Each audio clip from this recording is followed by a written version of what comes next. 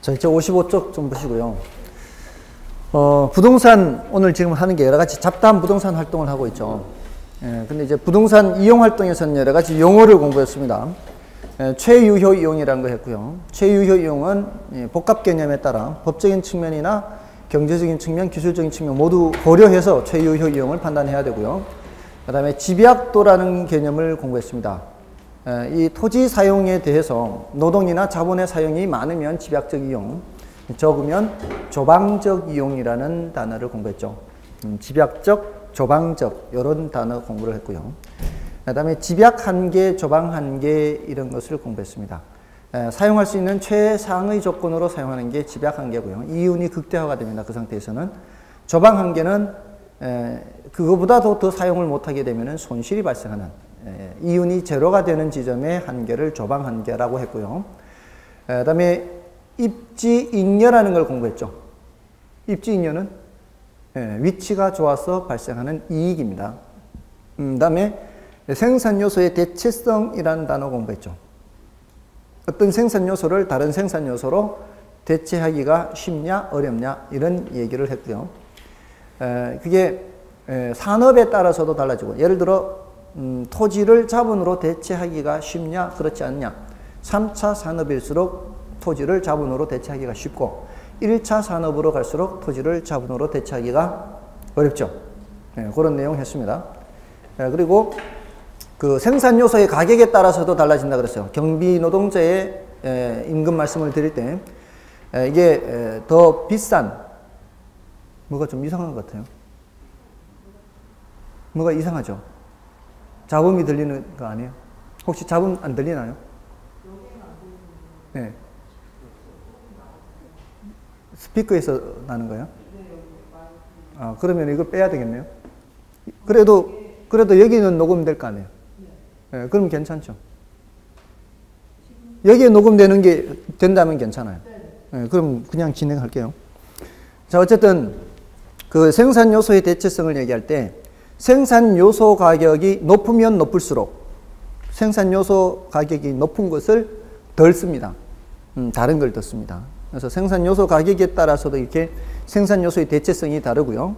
그리고 이 업종에 따라서도 생산 요소의 대체성이라는 건 다릅니다. 그리고 스프롤 현상 공부했죠. 도시가 무질서하게 확산되는 현상을 스프롤 현상 했고요. 직주 분리와 직주 접근이라는 단어 공부했습니다. 직장과 주거지가 분리되는 현상, 직장과 주거지가 접근하는 현상, 뭐 이런 단어 했고요.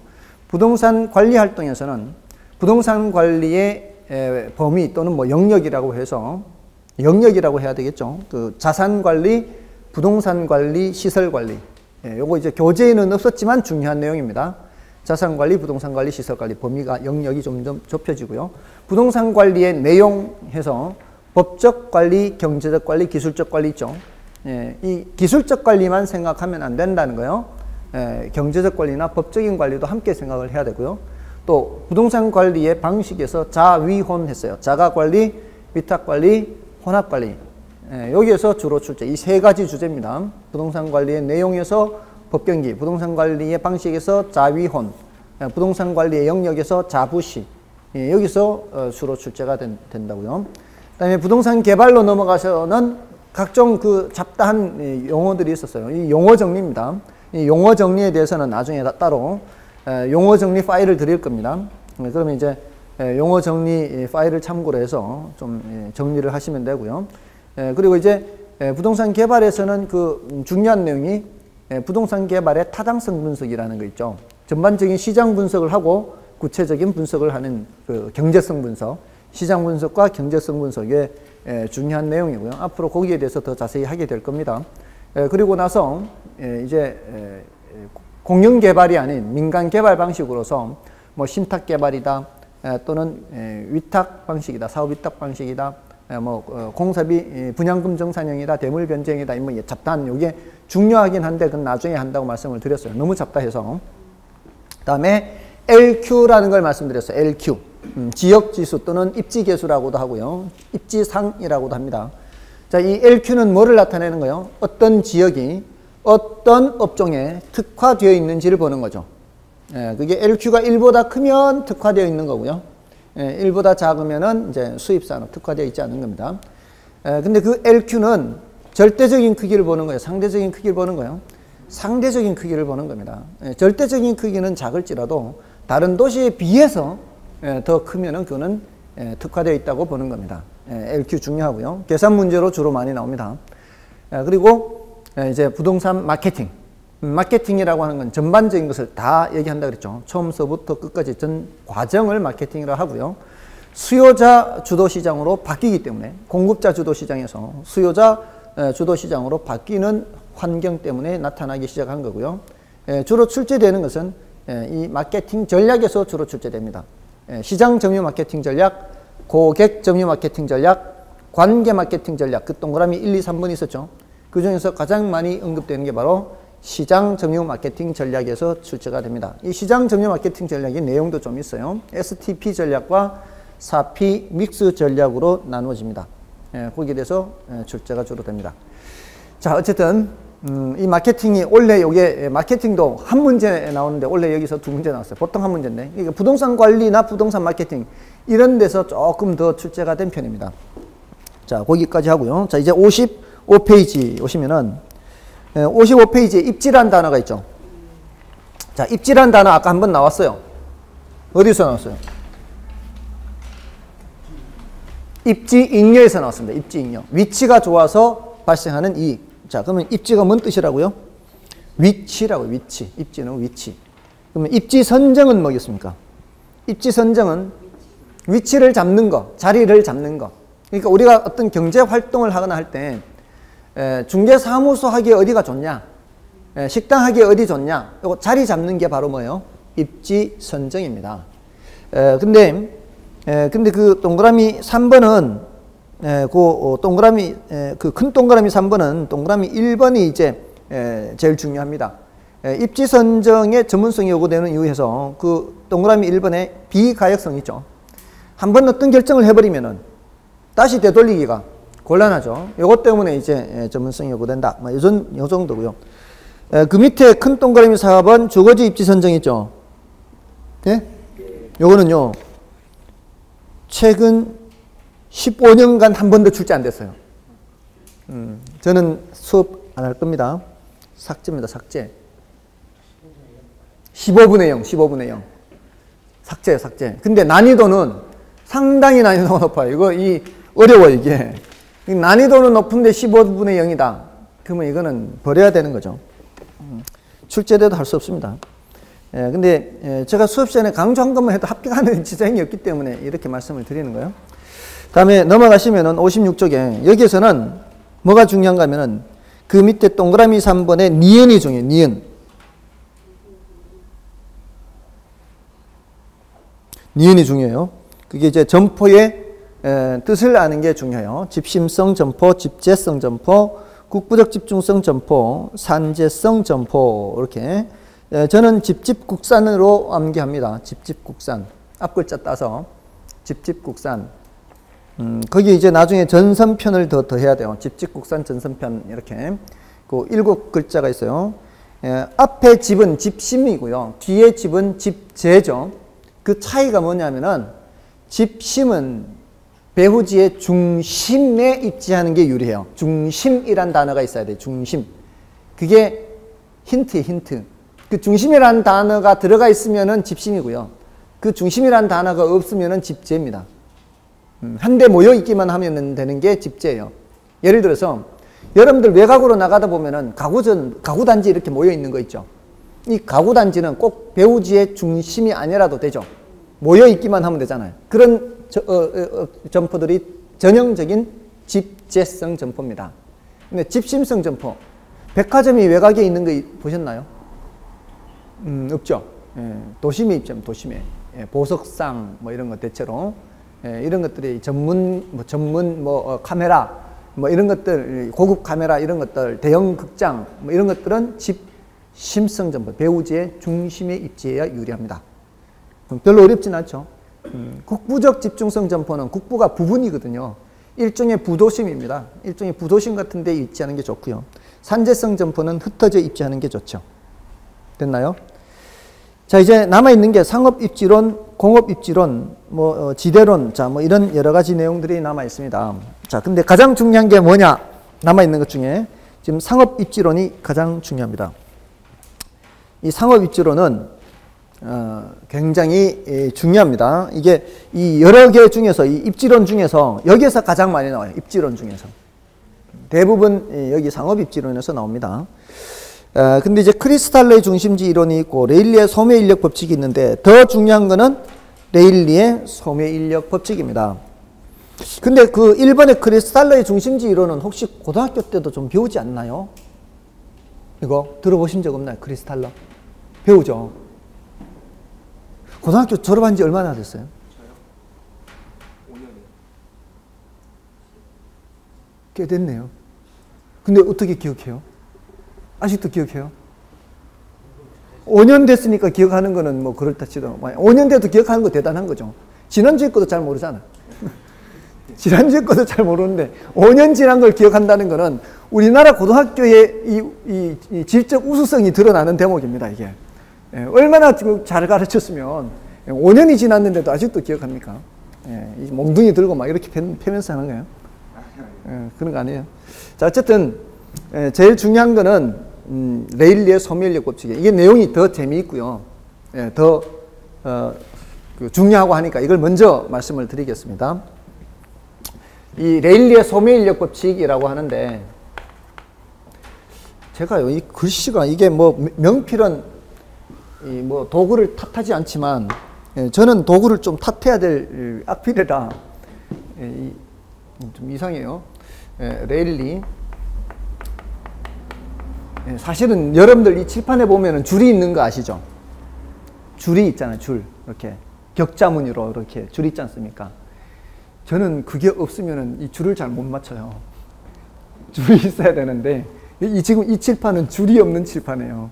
그래서 제가 가장 어려워하는 칠판이에요, 여기가. 다른 데는 그래도 줄이 있어서 줄 보고 이렇게 하면 그래도 그나마 조금은 나은데 여기는 글씨가 더 안 나와요.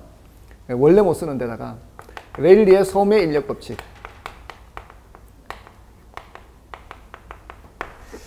자, 이 소매인력이라는 말 있죠. 인력. 이거는 뉴턴의 만유인력 법칙을 따온 이론입니다. 그게 뭔 이론이죠? 뉴턴의 만유인력 법칙. 사가 떨어지는 거. 문과 출신이죠. 문과 출신이죠. 문과 출신이죠. 이과예요. 이과면은 그렇게 말씀하시면 안 되는데. 사과 떨어지는 거 이렇게 말하는 사람은 전부 다 문과예요, 문과. 워낙 오래돼서 기억 안 나죠. 저도 문과 출신이라 뉴턴의 문과 출신이에요, 저도. 문과 출신이라 사과 떨어지는 거 이거밖에 기억 못해. 그럼 내용이 뭐예요? 대부분의 사람들이 그렇게 밖에 모르잖아요, 이게. 근데 이거를 지금 이것도 공부하고 하니까 찾아봤죠. 만유인력 법칙이 뭐냐, 이게. 물리학하고는 전혀 상관이 없는데, 그건 상관이 없을 것 같은데, 이걸 이제 찾아봤어요. 그랬더니, 만유인력 법칙이라는 거는 세상 만물은 당기는 힘이 있다는 거예요. 세상 만물이 당기는 힘이 있다는 거예요. 여러분도 지금 당기는 힘이 있다는 겁니다. 힘이 있다는 거예요. 지구, 달 이런 게 서로 당기는 힘이 있다는 거예요. 그래서 어렸을 때 이거 배울 때 너희들이 맨 땅에 서 있어도 넘어지지 않는 이유가 지구가 너희를 당기기 때문에 넘어지지 않는다 이렇게 설명 들었던 것 같아요. 아, 그래요? 네. 그건 더 어려운 것 같다. 그건 더 어려운 것 같아요. 당기는 힘이 있는데 그 뉴턴이 사과 떨어지는 걸 보고 발견했다는 게 대부분의 사람들은 사과가 떨어진다라고 생각하는데 뉴턴은 지구가 사과를 잡아 당겼다라고 생각을 했다는 거죠. 완전히 다른 생각을 한 거죠. 잡아 당겼다라고 생각한 거죠. 근데 이 당기는 힘이 워낙 세기 때문에 여러분하고 저하고 당기는 힘을 못 느끼는 거예요. 여러분하고 저하고도 당기는 힘이 있습니다. 그 만유인력 법칙에 의하면 세상 만물은 당기는 힘이 있으니까. 그리고 그 당기는 힘은 질량이 많을수록 당기는 힘은 세고요. 거리가 멀어질수록 당기는 힘은 약해집니다. 그게 만유인력 법칙입니다. 그러니까 몸무게가 좀 나간다 싶으면은 당기는 힘이 좀 센 거고, 적게 나가면 당기는 힘이 약한 겁니다. 자, 그게 만유인력 법칙이거든요. 근데, 센가요? 근데, 소매인력 법칙은, 그거를 어디에 적용했는가 하면은 상권에 적용했어요. 상권에. 물리현상이잖아요. 이게 지금 대단한 이론인 것이, 사실은 이 레일리라는 사람은 뉴턴의 만유인력 법칙을 그대로 가져온 거예요. 공식이 똑같아요. 뉴턴의 만유인력 법칙의 그 공식하고 레일리의 소매인력 법칙 공식하고 똑같아요. 이 사람은 진짜 하나도 바뀜없이 그대로 가져왔는데, 대단한 이유가 이걸 사회현상에 적용했다는 거죠. 아무도 생각 못했던 거를 처음으로 생각한 거예요. 저는 처음에 이 레일리라는 사람 굉장히 우습게 알았거든요. 똑같은 공식 그냥 똑같이 하는 게 뭐냐. 아무것도 한 거 없는데. 근데 그게 아니라는 거죠. 이게 콜럼버스의 달걀처럼, 이게 달걀 세우기 이전까지는 몰라도 이렇게 딱 깨가지고 이렇게 세우는 거는 그래 봐야만 알잖아, 이게. 근데 대단한 거예요. 자, 보세요. 이게 그냥 당기는 게 아니고요.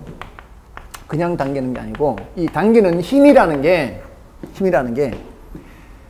이 위에 이 질량이 클수록 당기는 힘이 크다 그랬잖아요. 그 질량이 여기에 오면은, 이제 상권 모형에 오면은 그 중심지 크기와 이제 크기로 된 중심지 크기가 인구가 될 수도 있고요. 인구가 될 수 있고, 매장으로 따지면은 점포의 면적이 될 수도 있겠죠. 그게 크면 클수록 당기는 힘은 크다는 거예요. 그러니까 여러분들 여기에서 장보기 하러 가면 저기 좀 큰 게 있고 여기 좀 작은 게 있어요. 똑같은 거리에. 어느 쪽으로 갈 가능성 많아요? 그렇죠. 큰 쪽으로 갈 가능성 많다는 거죠. 근데 거리가 멀수록 안 갈 거 아니에요. 예를 들어서 저기가 크긴 큰데 좀 거리가 멀어. 여기는 작기는 작은데 거리가 가까워요. 자, 근데 그 거리의 정도에 따라서 달라지겠죠. 예를 들어 저기가 매장이 2배예요. 거리가 200m예요. 여기가 매장이 반이에요. 저기에 반. 근데 거리가 100m예요. 그러면은 어디로 갈까요? 여기 예를 들어 2000평, 여기가 1000평. 거리가 200m, 거리가 100m. 어디로 갈까요? 이쪽으로? 작은 쪽으로, 큰 쪽으로? 작은 쪽으로. 자, 근데 그 사람 따라 다르잖아요. 근데 그 대답을 이 만유인력 법칙으로 설명하는 거예요. 자, 보세요. 그럴듯한가 안 그럴듯한가? 거리의 반비례거든요. 거리의 그냥 반비례가 아니에요. 그냥 반비례면 저기가 2배잖아요, 매장이. 2000평. 여기가 매장이 1000평. 그리고 저기가 200m, 여기가 100m면 그때는 반반이에요, 반반. 확률이. 거리가 2배고 매장도 2배고. 맞잖아요. 근데 중요한 거는 그냥 거리의 반비례가 아니고 거리의 제곱의 반비례라는 거예요. 제곱. 거리를 제곱한 것의 반비례예요. 이 소리는 예를 들어 거리가 100이면은 100을 제곱하고 거리가 200이면은 200을 제곱해요. 100을 제곱하면 만이잖아요. 200을 제곱하면 4만이죠. 분모가 4만이 되는 거예요. 만보다 4만이면은 4배가 되죠. 분모가 4배가 돼버리면 당기는 힘은 4분의 1이 돼요. 이게 제곱을 하기 전에는 하나가 100이면 하나는 200이잖아요. 그냥 거리의 반비례는 100분의 뭐하고 200분의 뭐하고 2배밖에 안 되잖아요. 그러니까 당기는 힘이 2분의 1밖에 안 되거든요. 근데 거리를 제곱해서 계산을 해버리면 4분의 1이 돼버리죠. 당기는 힘이 어떤 게 더 급격하게 떨어져요? 거리가 먼 쪽이 당기는 힘이 급격하게 떨어져요.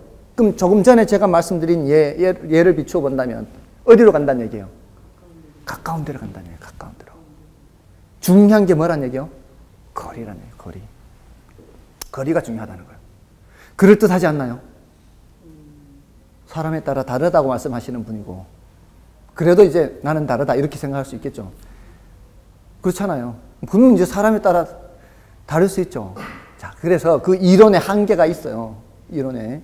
지금 이 이론은 어떤 물리적인 거리만 놓고 보는 거거든요. 맞아요. 그런 거 있어요. 근데 개인의 선호라든가 관습 같은 것도 있을 수 있잖아요.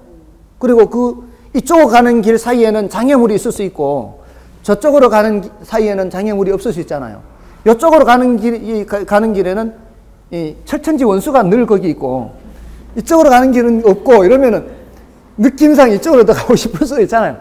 그러니까 이 이론은, 레일리의 이론은 어떤 그런 인문적인, 자연적인 자연 조건을 전혀, 장애 요건 같은 이런 걸 전혀 따지지는 않았어요. 예, 그는 한계는 있어요. 분명히 그럴 수 있어요. 왜냐하면은 제 고향이 거기에서 이 40km 떨어진 곳이 안동이에요, 안동. 예, 그리고 27, 8km 떨어진 곳이 예천이에요. 경북 예천. 거리가 어디가 더 가까워요? 예천이 더 가깝잖아요. 근데 큰 볼일 있거나 하면은 예천보다는 안동으로 가요, 안동으로.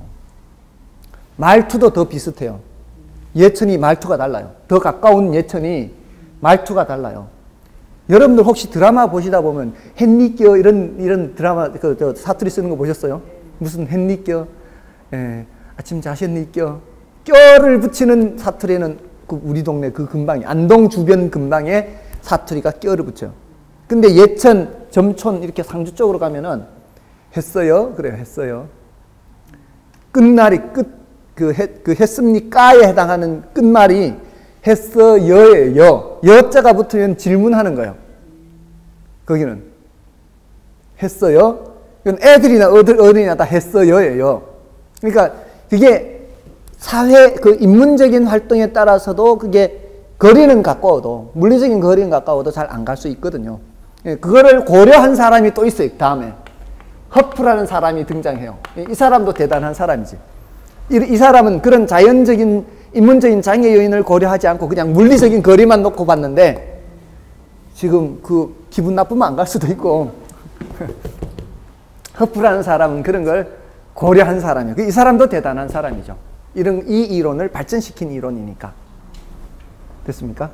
네, 그게 이제 레일리의 소매 인력 법칙이에요. 근데 재미있는 거는 이 레일리의 소매 인력 법칙이 누구한테서 나왔다고요? 뉴턴의 만유 인력 법칙에서 나왔다 그랬잖아요. 근데요, 그 물리 현상은 거의 이게 적용되는 게 한두 군데가 아니에요.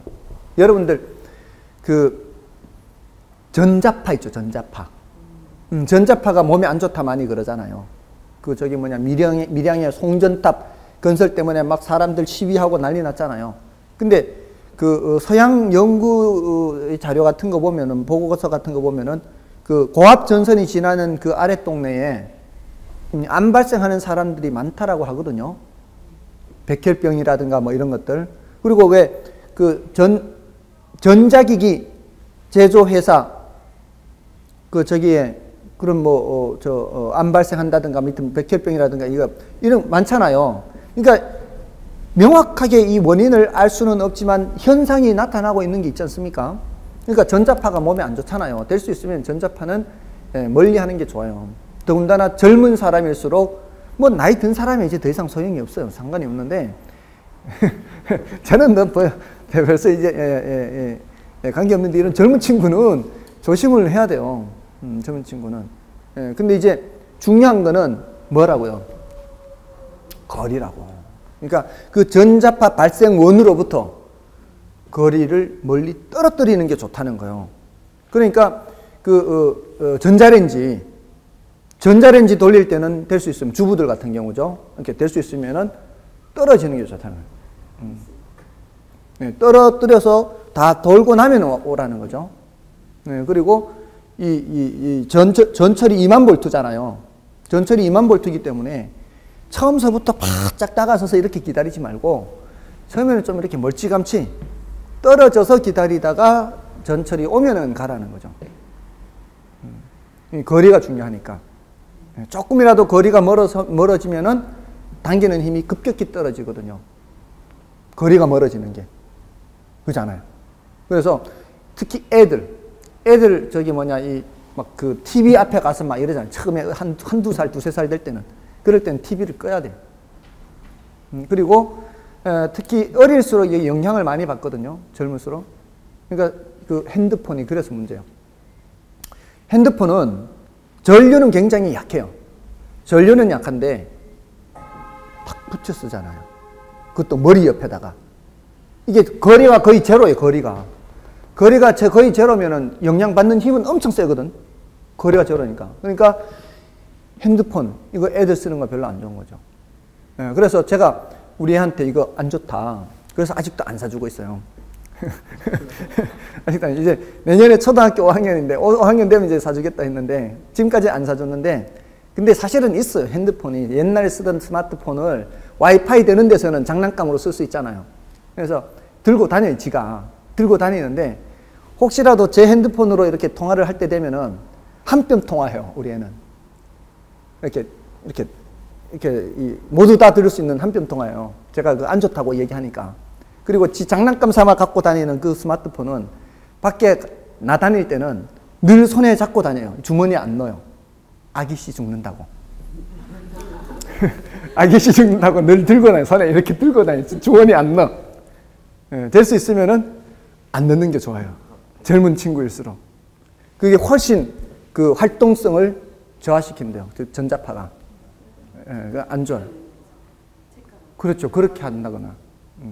그러니까 될 수 있으면은 젊은 친구들일수록 그게 좋은 팁을 준 거예요. 지금 전자파. 그러니까 전기장판 있죠. 전기장판도 안 좋은 거죠. 몸에 딱 붙으니까.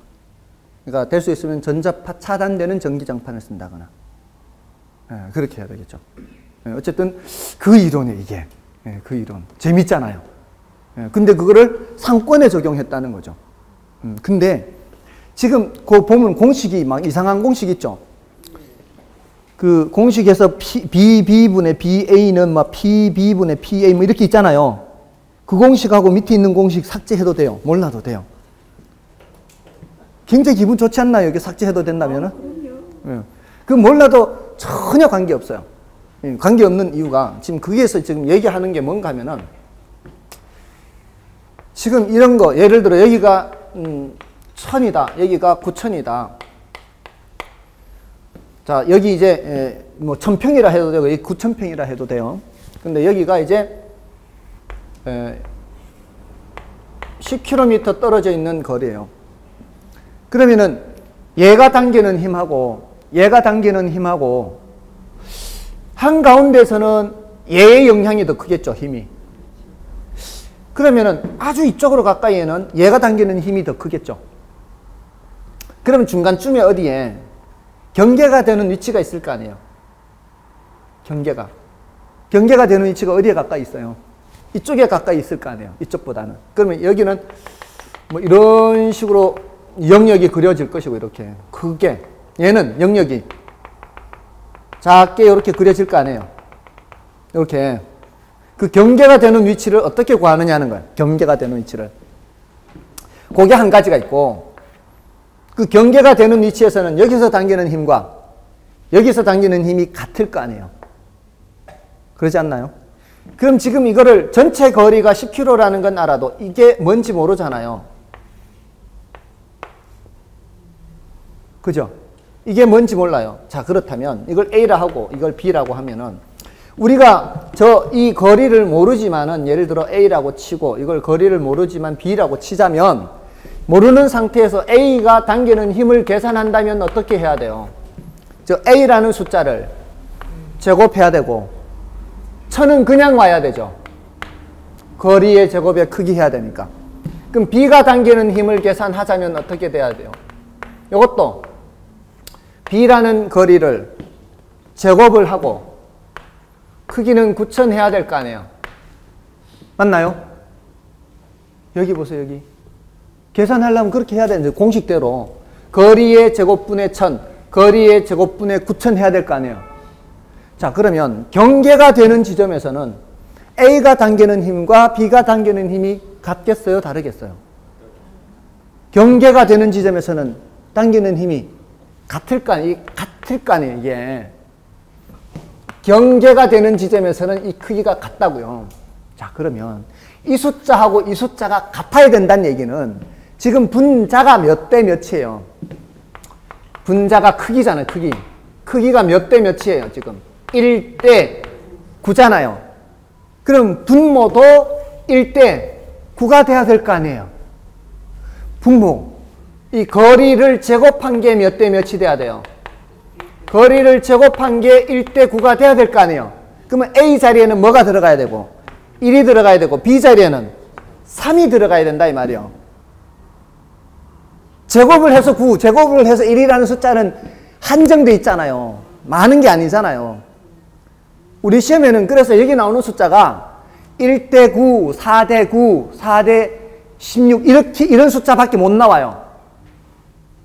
제곱해서 5가 되는 수가 뭐예요? 아니에요, 그거는. 그런 수 몰라, 이제 우리는. 그 수준을, 그거는 이제 루트 5거든요. 그거는 우리 공인중개사 시험 범위를 넘어서는 거예요. 그러니까 나올 수가 없어요. 그러니까 우리 시험에서 나오는 거는 여기가 1000, 9000 또는 4000, 9000 이런 거밖에 못 나와요. 4대 9, 1대 9 이렇게밖에 못 나온다고요. 루트 9라는 건 우리는 계산 문제로 낼 수가 없으니까. 그래서 이게 우리가 내가 대학교에서 학생들 가르치면은 이렇게 안 가르치고 공식을 외우라고 할 거예요. 학생들한테는. 학생들은 다 루트 계산해야 되니까. 근데 우리 시험에서는 루트 계산을 못 낸단 말이에요. 출제를 못 한단 말이에요. 그러니까 이렇게 나오면은 빨리 뭐를 찾아야 돼요? 이게 몇 대 몇을 빨리 찾으라고요. 몇 대 몇. 그래서 제곱해야 되는 숫자를 찾았죠. 1대 3 찾았죠. 그럼 여기가 1대 3이잖아요. 1대 3. 1대 3이잖아요. 맞나요? 그러면 총 몇 등분을 해야 돼요? 총 4등분을 해야 돼요. 한 칸, 여기 3칸이니까. 총 4등분을 해서 한 칸은 여기에, 3칸은 여기에 놓으면 될 거 아니에요. 이 10을 4등분 하라는 얘기예요. 10km, 전체 10km를. 4등분 하면은 한 칸이 2.5잖아요. 그러니까 A로부터 2.5km 지점이 경계점이에요. 근데 이거를 공식으로 풀어도 된다고요. 그 밑에 공식으로 풀어도 돼요. 어디요? 지금 공식이 뭐예요? DAB 있는 거 있잖아요. 1 플러스 루트 PA, PB 이거 있잖아요. 그죠? 이게 뭔가 하면은 DAB가 10km예요, 이게. 이게 10km고 1 플러스 이게 PA, PB가 크게 이게 1000이고 이게 9000이 이 1000이고 9000 이렇게 집어넣는 거예요, 지금. 1000, 9000 집어넣는 거예요, 지금. 전거리 10km 이러면은 이게 1000분의 9000이 9잖아요. 루트 9잖아요. 루트 9. 루트 9는 3이잖아요. 10km 되니까 4분의 10km 됐죠. 그러니까 2점 이렇게 공식에 넣어도 돼요. 되기는. 근데 이러려면 뭐를 외워야 된다고? 공식을 외워야 된다고. 근데 이렇게 하지 않고 몇 대 몇을 빨리 찾으면 몇 대 몇만 찾으면 1대 3 찾았잖아요. 그럼 전체를 몇 등분해서 4등분해서 한 칸은 저쪽, 두 칸, 세 칸은 이쪽. 만약에 크기비가 4대 9가 되면 어떻게 돼요? 크기비가 4대 9. 크기비가 4대 9면 거리는 2대 3죠. 2의 제곱 3이. 그럼 총 2대 3이죠. 총 몇 등분을 해서? 5등분 해서 두 칸은 저쪽에, 세 칸은 이쪽에 넣는 그 경계가 된단 말이에요. 자, 그러면 공식 외우실래요? 이렇게 몇 대 몇 찾으실래요? 몇 대 몇 찾는 게 100번 낫겠죠? 아니에요? 그러면 공식 외우세요. 공식이 쉬우신 분들은 공식 전혀 말리지 않습니다. 공식 전혀 말리지 않고 얼마든지 공식 외우십시오.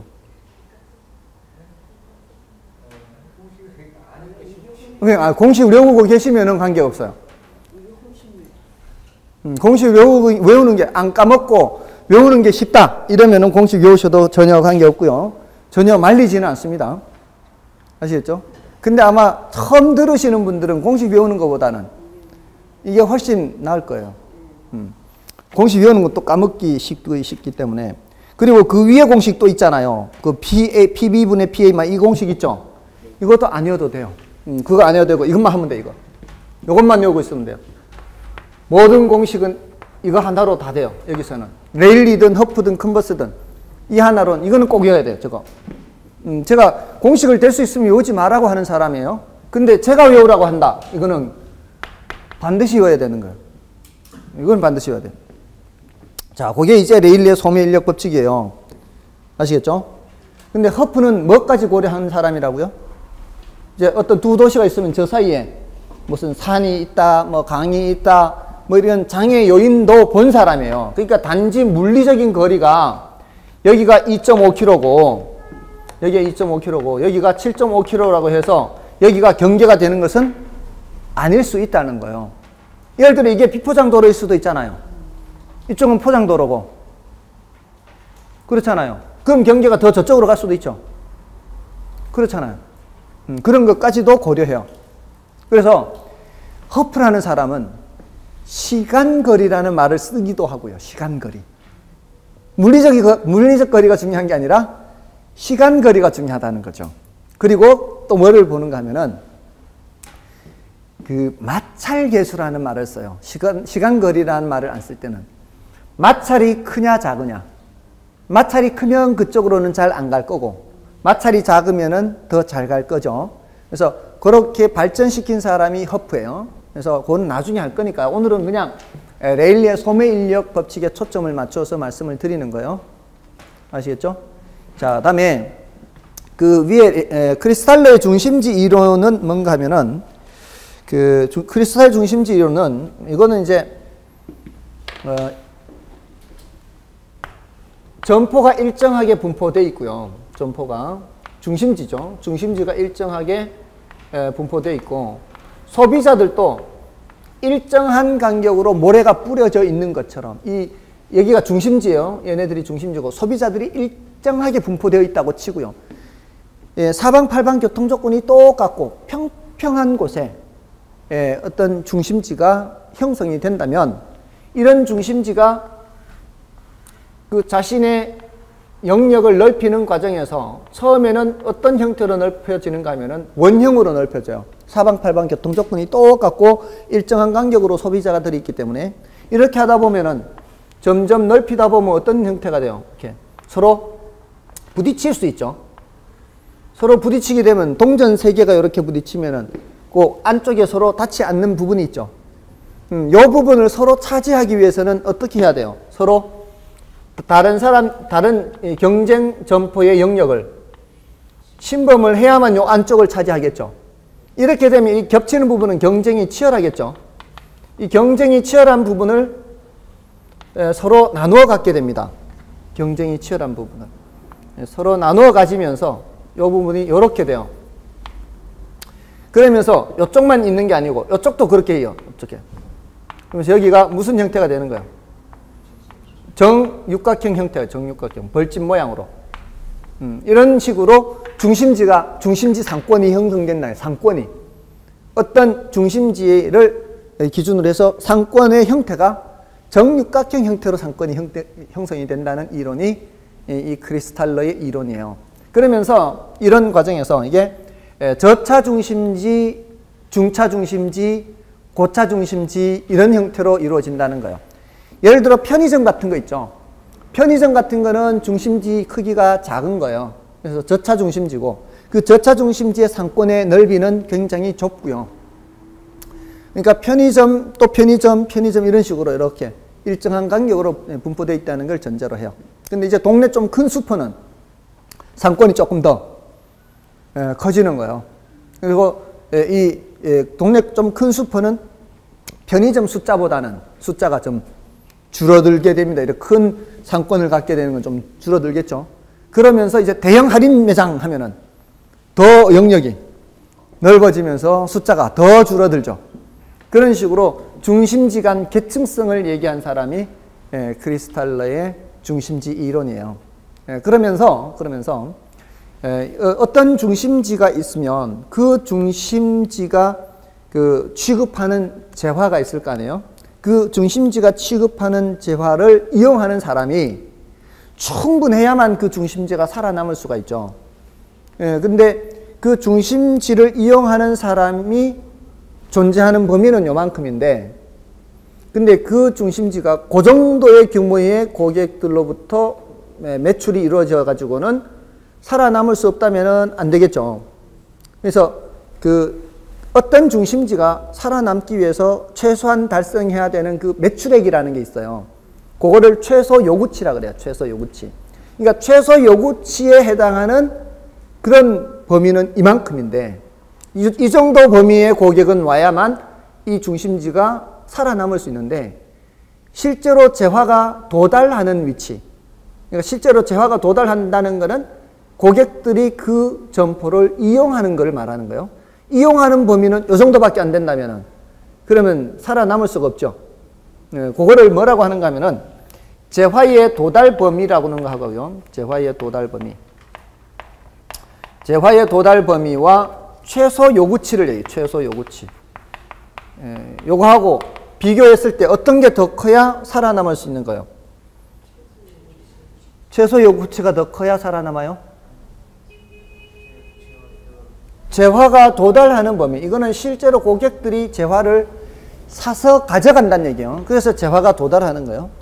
재화의 도달 범위가 최소 요구치보다는 커야 중심지가 살아남을 수 있다는 거예요. 성립할 수 있다는 거예요. 뭐 이런 얘기를 하는 게 크리스탈러의 중심지 이론이에요.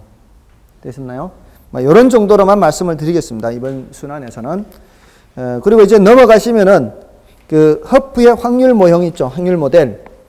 아까 말씀드렸듯이 이것도 마찬가지 그 밑에 공식 안 외워도 돼요.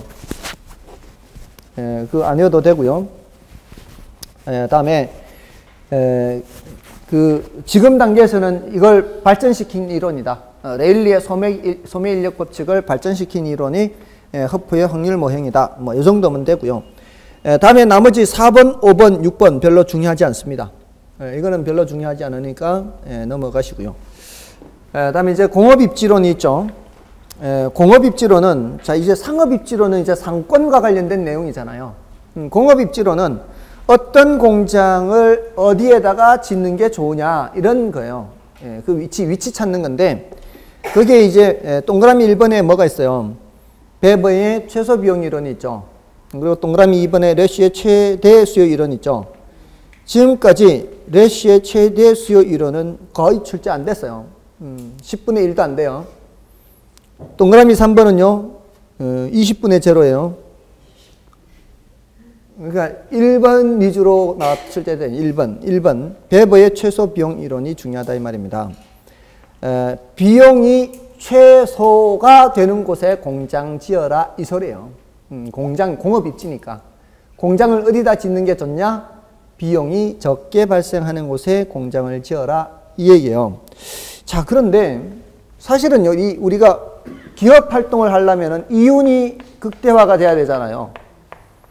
이윤이 극대화가 되려면은 수입은 가능한 한 많아야 되고 비용은 가능한 한 줄어야 되잖아요. 그래야 극대화 되잖아요.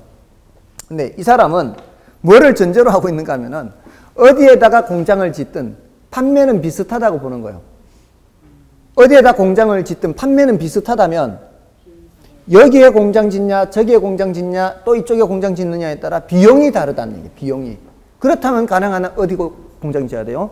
비용이 적게 드는 곳에다 공장을 지어야 되는 거예요. 뭐가 전제되어 있는 상태예요? 판매 조건은 전제되어 있는 상태예요. 그러니까 비용을 적게 하라는 얘기입니다. 그게 다 이미 전제가 되어 있는 거예요. 아시겠죠? 근데 이제 여러 가지 형태가 있다는 거예요. 근데 그 비용이 여러 가지 비용이 있거든요. 예를 들어 인건비도 있잖아요. 또 수송비도 있잖아요. 근데 이제 어떤 것이 많이 발생하느냐에 따라 그 많이 발생하는 비용을 좀 줄여야 될 거 아니에요. 근데 이 사람이 가장 강조한 것은 수송비예요. 베버라는 사람은 수송비를 가장 강조했어요. 그러니까 그 최소 비용에 뭐를 생각하는 거예요? 수송비 생각하는 최소 비용에. 근데 그 수송비를 이 사람은 제품 수송비와 원료 수송비로 나누어서 설명을 해요. 예를 들어 여러분들 시멘트 공장 있죠. 시멘트 공장은 저기 충청북도 지역에 많아요. 그 시멘트 공장은 그 시멘트를 생산하려면 석회석이 있어야 되거든요. 근데 석회석을 채취를 하다 보면은 그냥 일반 돌도 함께 섞여 들어가요. 그럼 그런 돌들은 시멘트 생산하는 데는 필요 없죠. 그럼 그런 것들은 버려야 되는 거예요. 그러면은 공장을 시장 근처에다가 만들었다면 아니면은 바닷가에 공장을 만들었다면 거기까지 석회석을 싣고 가서 원료를 싣고 가서 거기에는 뭐도 섞여 있어요? 일반 돌도 섞여 있죠. 이렇게 가서 거기서 생산하는 게 좋겠습니까? 아예 그냥 그 산지, 원료 산지에서 만들어서 돌은 버리고 제품만 실어가는 게 좋겠어요? 당연히 거기에서 생산하고 제품만 실어가는 게 좋잖아요. 이런 거를 이제 중량 감소 산업이라고 그래요.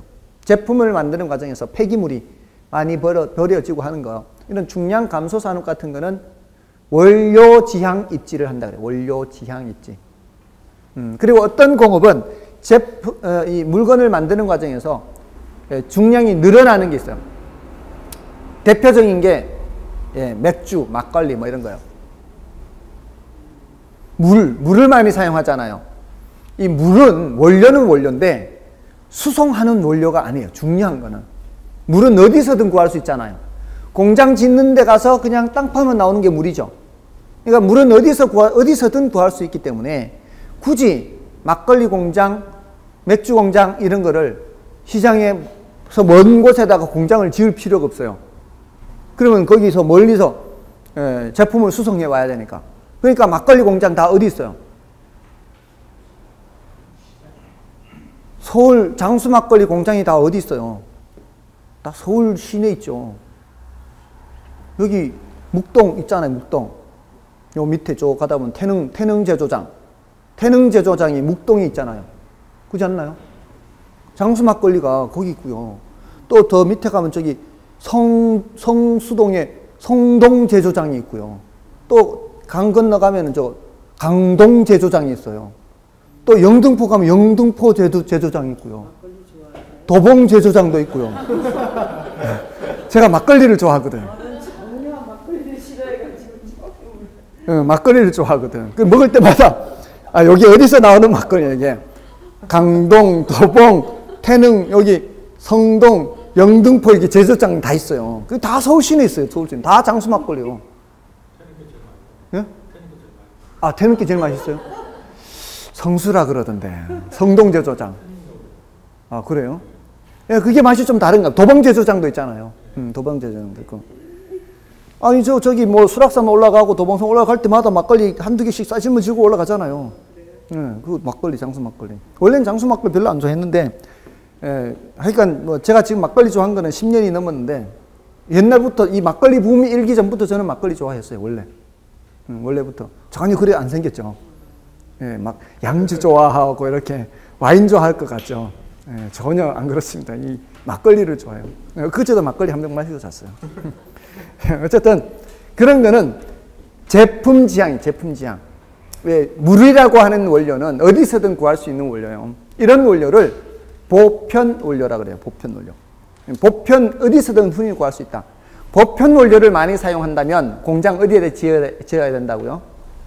시장 가까이 지어야 된다. 시장 가까이. 근데 그 반대되는 개념이 편제 원료라는 거예요. 편제라는 게 편자 아시죠? 편자. 편두통 하면 뭐예요? 한쪽 머리만 아픈 거예요. 치우친 거잖아요. 그러니까 편제라는 거는 어느 한쪽에만 있는 원료예요. 편제 원료. 편제 원료를 많이 사용하면 공장 어디에다 지어야 돼요? 원료 지향이에요. 그 원료 지향. 그 원료 산지에다 공장을 지어야 돼요. 그런 얘기하는 게 지금 이 내용이에요. 내용. 공업 입지론에. 되셨죠? 예, 지금은 이런 정도만 소개합니다. 그러니까 더 복잡하게 들어가지 않고 이런 내용들을 공부하는가 라는 정도만 하시면 돼요. 자, 이제 넘어가시면 좀 내용이 약간 남아있는데 오늘은 이 정도 하겠습니다. 더 이상 하지 않고요. 남아있는 거는 이제 다음 주에 요거를 하고요. 그 다음에 감정평가론이 이게 만만치가 않습니다. 감정평가론이 분량도 많아요. 지금 페이지 수가 많죠. 124쪽부터 147쪽까지 있죠. 148쪽까지. 그래서 다음 주와 그 다음 주에 걸쳐서 감정평가론이 아마 여러분들이 가장 낯선 내용일 겁니다. 그래서 요거는 시간을 조금은 더 많이 사용해서 설명을 드리도록 하겠습니다. 아셨죠? 예, 애쓰셨고요. 다음 주에 뵙겠습니다. 감사합니다.